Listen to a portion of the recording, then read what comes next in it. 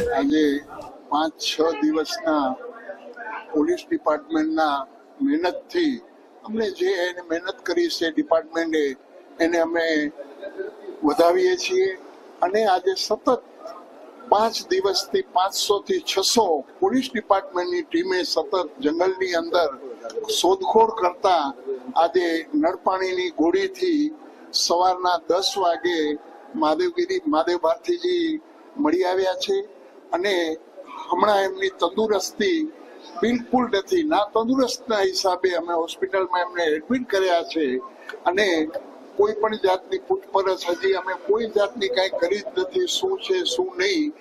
અને જ્યારે એકદમ તંદુરસ્ત થઈ જશે પછી અમે એમની સાથે વાર્તાલાપ કરી અને આપને આગળ જણાવશું. મારા શિષ્ય મહાદેવ ભારતી બાપુ 4 દિવસથી આશ્રમ છોડી નીકળી ગયા હતા, પરંતુ પ્રશાસનનો એટલો સપોર્ટ, પોલીસ તંત્રનો એટલો સપોર્ટથી આજે મળી આવ્યા છે પરિક્રમાના રસ્તેથી. હું તંત્રનો ખૂબ અને મીડિયા જગતનો ખૂબ આભાર માનું છું.